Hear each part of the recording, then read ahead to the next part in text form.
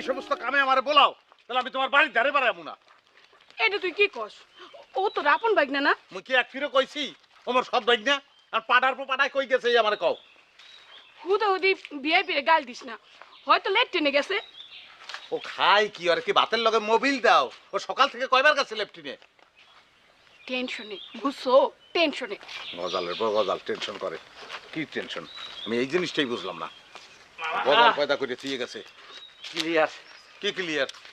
পেট clear, আর কোনো problem হবে না। এ লেফটিনে তোরা অভিশাপ দেয় না?